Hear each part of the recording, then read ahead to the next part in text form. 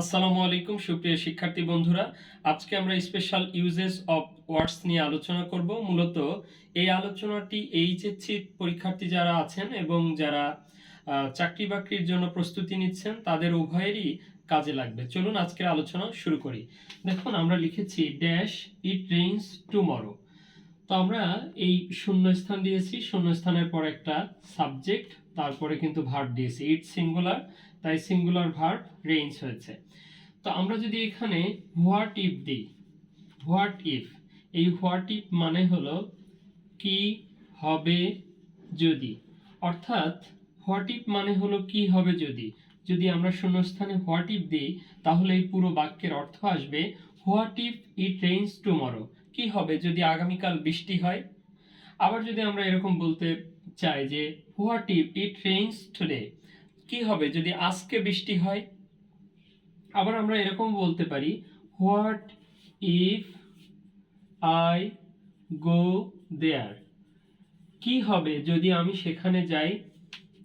তাহলে আমরা বুঝলাম কি হবে যদি বোঝাতে এরকম শূন্যস্থানে আমরা হোয়াট ইফ ব্যবহার করব, এরপরে একটা সাবজেক্ট থাকবে, তারপরে কি থাকবে, ভার্বে একটা ভার্ব থাকবে, এখানে সাবজেক্ট অনুযায়ী ভার্বটা বসবে।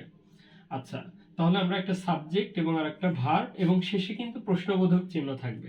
এরপরে আরেকটা এরকম দেখি আমরা প্রশ্ন, dash we fail in the exam. দেখেন শেষে কিন্তু প্রশ্নবোধক চিহ্ন আছে এবং এই শূন্যস্থানের পরে একটা সাবজেক্ট এবং এরপরে একটা ভার্ব আছে। তাহলে যদি আমি এখানে হোয়াট ইফ বসাই, what if we fail in the exam, কি হবে যদি আমরা পরীক্ষায় ফেল করি। তাহলে আমরা অর্থ অনুযায়ী এখানে কিন্তু হোয়াট ইফ বসালে অর্থটা পূর্ণ হচ্ছে। তো এইচএসসি পরীক্ষায় এখানে আমরা দেখব এরকম শূন্যস্থানের পরে সাবজেক্ট এবং তারপরে ভার্ব আছে এবং শেষে প্রশ্নবোধক চিহ্ন আছে, সেক্ষেত্রে আমরা হোয়াট ইফ বসাবো।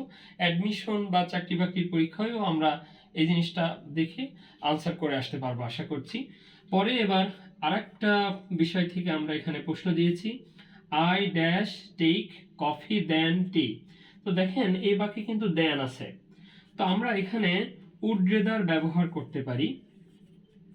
উড রেদার মূলত দুইটা বিষয়ের মধ্যে একটাকে অগ্রাধিকার দেওয়া বোঝাতে ব্যবহার করা হয়। আবার বলছি, উড রেদার দুইটা বিষয়ের মধ্যে একটাকে অগ্রাধিকার দেওয়া বোঝাতে ব্যবহার হয়। যেমন এই বাক্যটা লক্ষ্য করুন, আই ড্যাশ টেক কফি দেন টি। এখানে দুইটা বিষয় আছে, একটা হলো কফি আর একটা হলো টি। তো এই টি এর চেয়ে কফিকে বেশি প্রাধান্য দিচ্ছে, সে কারণে আমরা এখানে দেখেন উড রেদার ব্যবহার করব। আর উড রেদারের নিয়ম কি বলেন তো, এই যে উড রেদার প্লাস ভার্বের বেস ফর্ম বসে, অর্থাৎ উড রেদারের পরে ভার্বের বেস ফর্ম বসে, অর্থাৎ